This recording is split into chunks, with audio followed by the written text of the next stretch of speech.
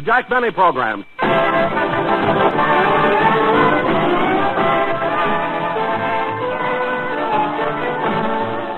From San Francisco, California, starring Jack Benny with Barry Livingston, Rochester, Dennis Day, Bob Crosby, and yours truly, Don Wilson.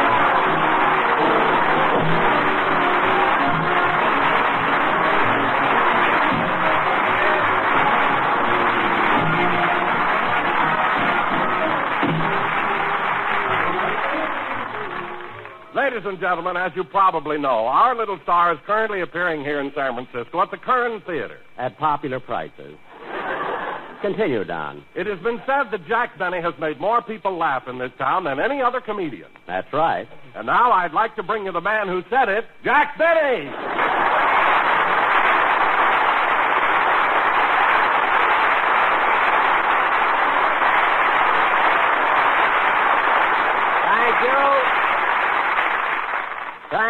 Thank you. Hello again. This is Jack Benny talking. And, Don, considering that we're doing this show away from our hometown, I don't think that was much of an introduction. Frankly, Jack, I don't care what I say about you. What? You heard me. Why should I say nice things about a man who's going to fire me? For heaven's sakes, I'm not going to fire you. Then why did you buy me a one-way ticket to San Francisco?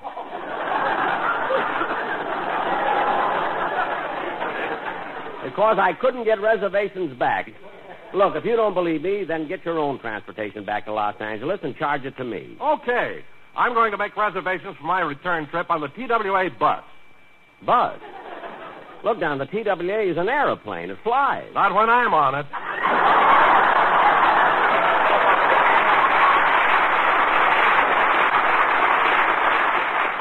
That's right, Don. When you're on a plane, it's a bus. When you're on a train, it's a subway. You can change anything. Oh, hello, Bob. Hello, Jack. Hiya, folks.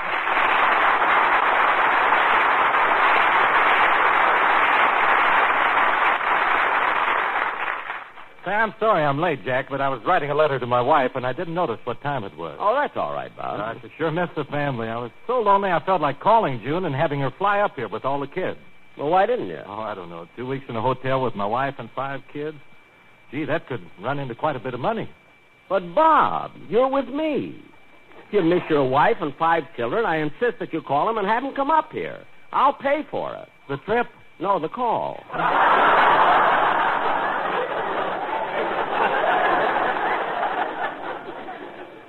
Anyway, if you're lonesome, Bob, occupy your time. Go around. See the sights. Oh, well, that's what I've been doing for the past few days with the boys in the band. Oh, good. Are the fellas getting a kick out of San Francisco? Yeah, but I think this town has Remley confused. Frankie, confused? Yeah. We were all walking along Market Street, and we came to the corner of Market and Powell, you know, where they turn the cable cars around? Oh, yes. I've seen those turntables. So Remley took one look at it and yelled, "Hey, dig that crazy record player." No. Yeah. He stayed there for 5 days. He wasn't going to leave till they played Doggy in the Window.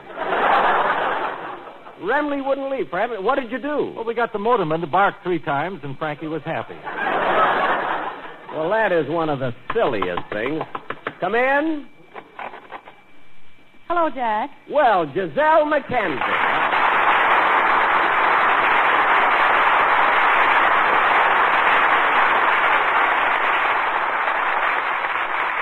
Hey, fellas, you know Giselle, don't you? Oh, certainly, Jack. She's appearing with you at the Kern Theater here in San Francisco. At popular prices. She's very good, too. Say, Jack, I just dropped in to see if you had that arrangement for the new number you want me to try on Saturday's matinee. Oh, my goodness, I forgot it. I'll tell you what, Giselle, I'll call my hotel and have Rochester bring the arrangement over to you. Well, I'll be at the theater. Tell him to call my dressing room before he comes. You have a phone in your dressing room at the Kern Theater? Yes, I asked the manager for one, and he put it in. That's funny. I asked the manager to put a phone in my dressing room, and he turned me down. I mean, what have you got that I haven't got? Nothing, but I'm supposed to walk that way.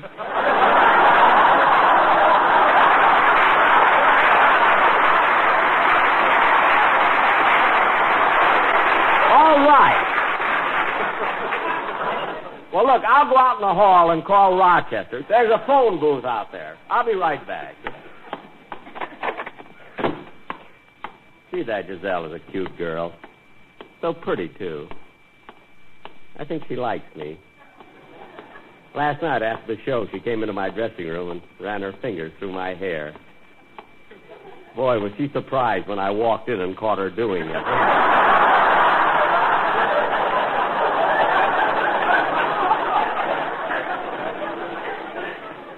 think I'll have one made out of mink. Women love mink. There's someone in the phone booth. Did you make your call, Jack? No, there was someone in the booth. I'll call later. Well, then I'd better run along. Oh, just a minute, Giselle. You don't think the audience here is going to let you get away without singing a song, do you? But, Jack, my contract with you calls for me to appear with you at the Kern Theater, not to sing on your radio show. Oh, you're mistaken, Giselle. You see, the contract specifies that you're to sing on my radio program, too. It's the last clause. Oh, so that's what the Chinese writing was. Yes, my lawyer's one long loophole. Now, go ahead and sing, honey.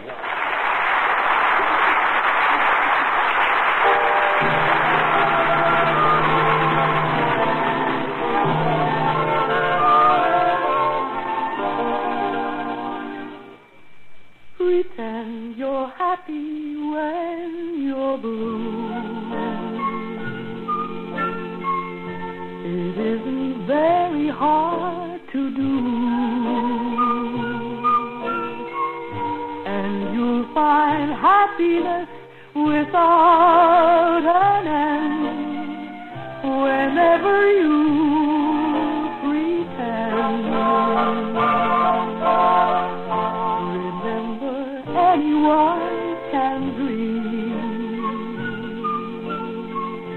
and nothing's bad as it may seem.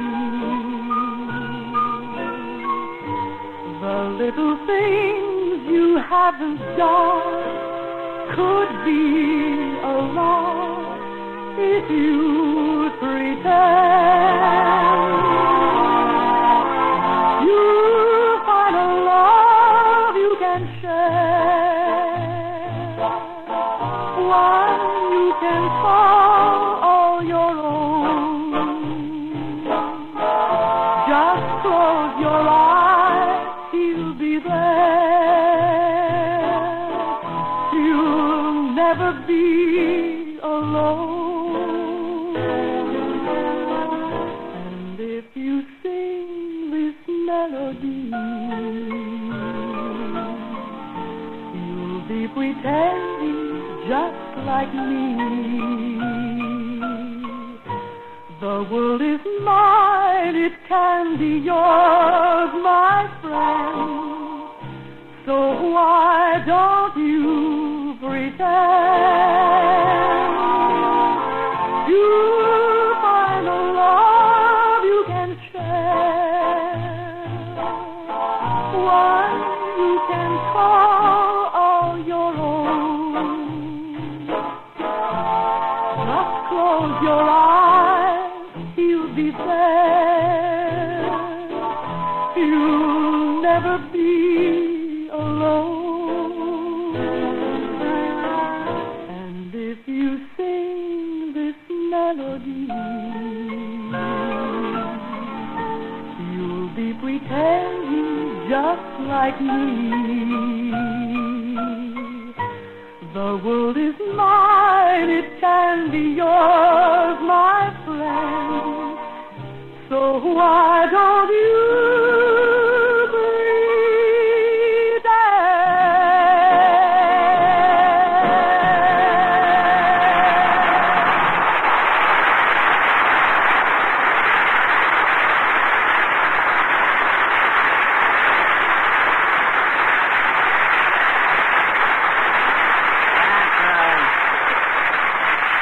That was wonderful, Giselle. I really want to thank you for appearing on my program. Oh, you want your money, eh? How do you like that? I just took a wild guess.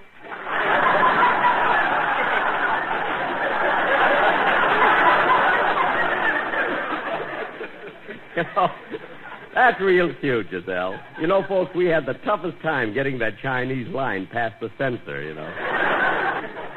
Anyway, oh, hello, Mary. Hello, Jack. Hi, kid.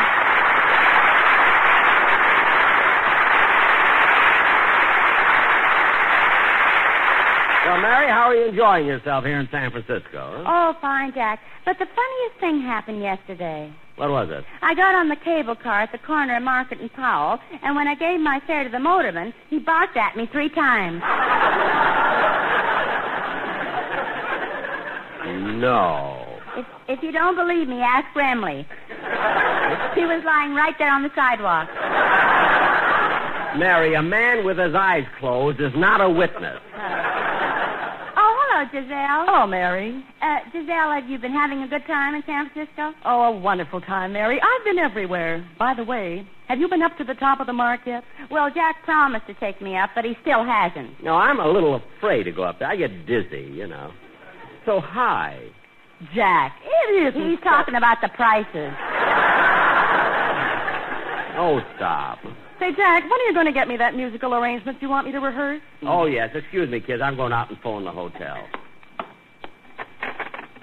When you say I beg your pardon, then I'll come back to you. When you ask me... Oh, good. There's no one in the phone booth. Now, let's see. What's the number of the Fairmont Hotel? Oh, yes. Douglas 28800.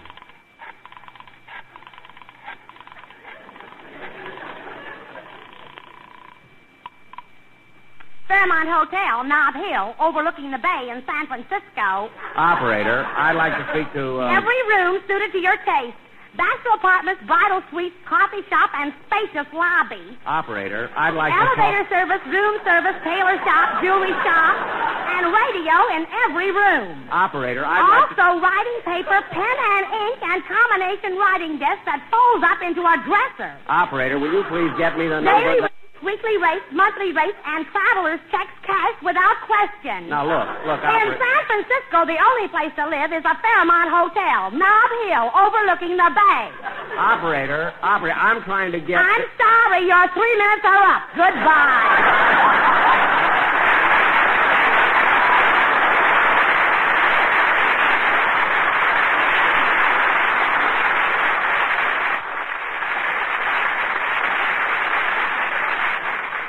This I don't understand at all. She's a Fairmont operator. That was my last dime. I'll have to go back in the studio and borrow one. Did you make the call, Jack? No, I had trouble with the operator, and I used my last dime. Why don't you try using your first one? Now, cut that out. Has anybody got a dime? Here you are, Jack. Thanks. I'll be right back.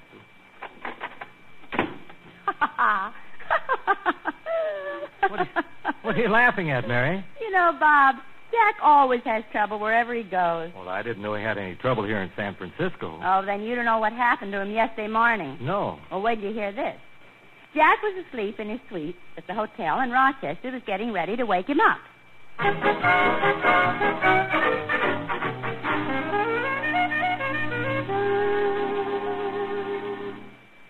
It's almost time for rehearsal. I better go in and wake the boss up.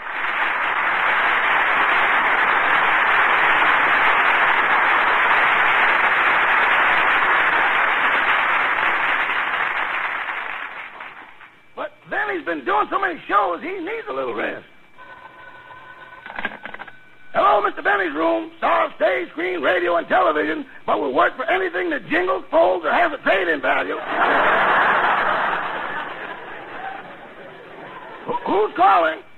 The hotel manager? I know this is a classy hotel. I know it has a nice clientele. Okay, I'll tell him. Doggone, Mr. Bennett's just got to stop hanging his laundry out the window. I don't mind in the winter, but in the spring, that long underwear looks ridiculous. Uh-oh, look what time it is. I better wake him up.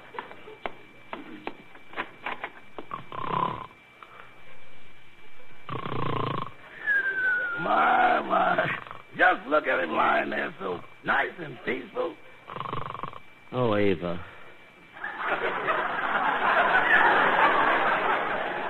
Kiss me, Ava. Come here, Lana. Let me put my arms around you. Come here, Marilyn. Kiss me. What a man. He lives like a lamb and dreams like a wolf.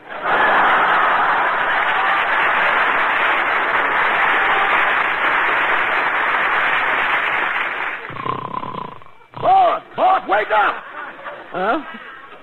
What?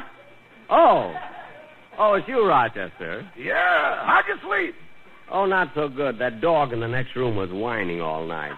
Imagine a dog being in the next room, huh? Well, you better get dressed, boss. You'll be late for your rehearsal. Oh, I've been so busy I forgot. Well, I better call downstairs and order your breakfast. Okay. Operator, get me room service, please. Room service? This is Mr. Benny's room. Send up some grapefruit juice, small glass. Pot of coffee, small pot. A bowl of cereal, small bowl. And make out the check while you're in that small mood.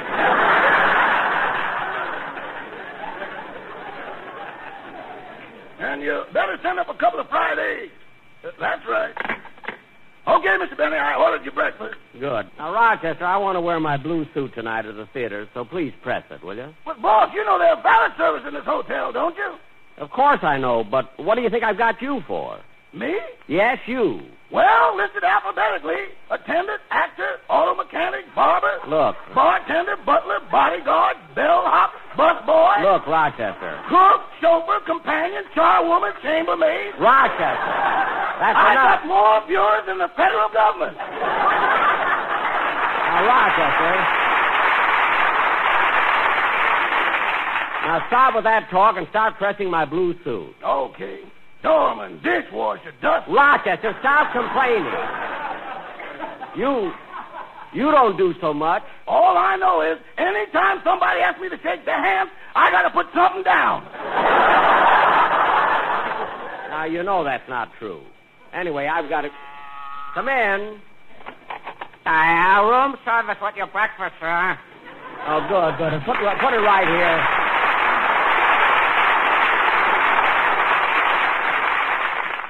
Oh, good. Put it right here on the table. Gee, it looks good, and I'm really hungry. There you are, son. Here's the check. Oh. Now, let's see. What?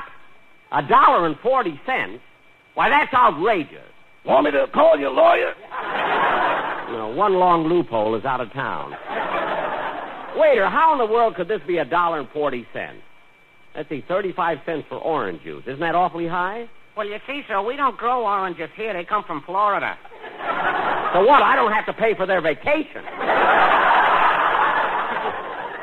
Well, I'm just a waiter, sir. I don't have anything to do with the prices. Now, look at this. 2 eggs, 60 cents.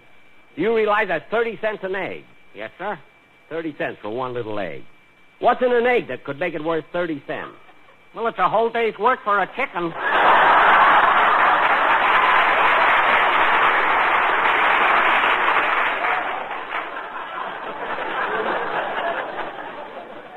That's a very old joke. Well, I thought it was funny when I heard it last night at the Current Theater.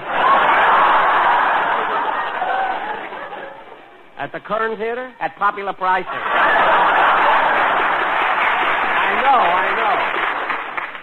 know. Now, let's see. 20 cents for a pot of coffee. Well, that's all right. Hey, what's that extra quarter for? Well, that's a 25-cent charge for serving meals in the rooms. Oh, well, open the door. I'll eat it out in the hall. But that won't help, sir. All right. Darn, I didn't order anything to have with my coffee. Waiter, what would you suggest? Well, we have donuts, Spanish pastry, French toast, and Cimarron rolls.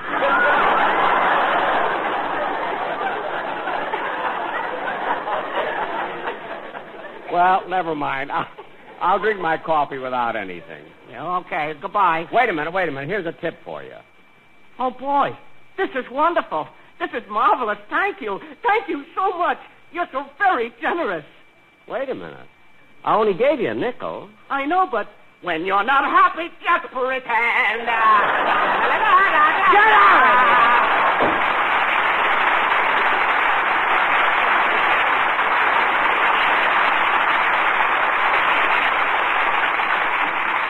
What a silly guy.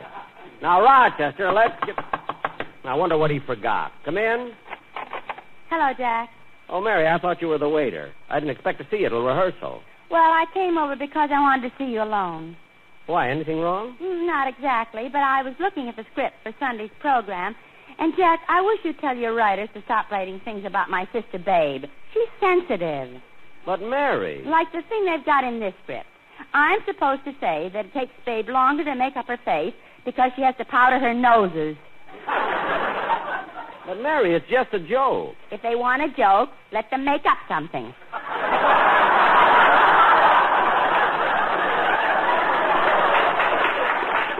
All right, I'll speak to him. Apologize to Babe.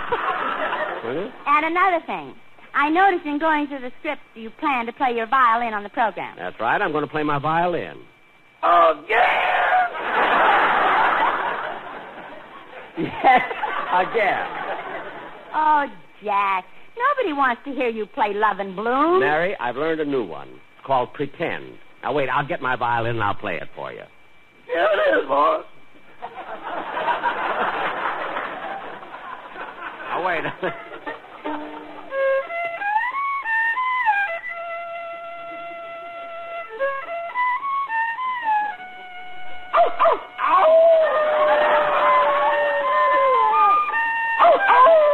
There's that dog again.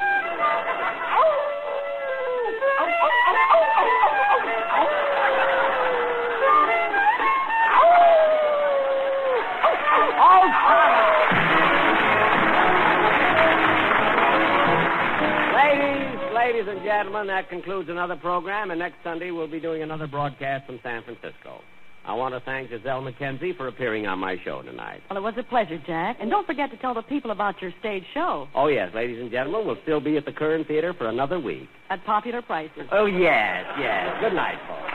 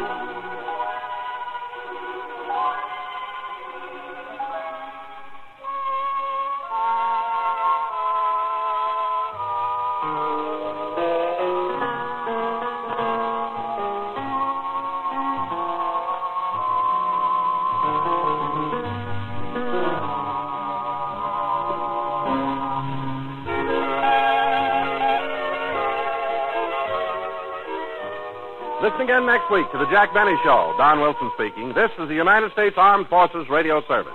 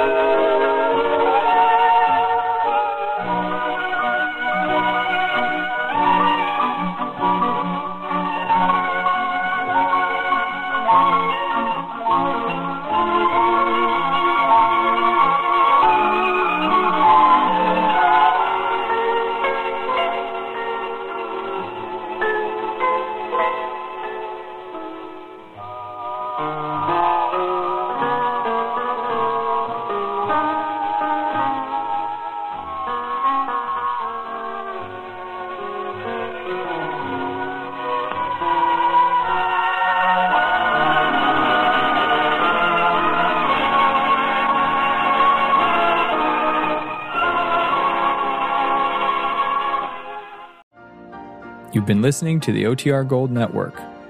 Find more classic radio at otrgold.com.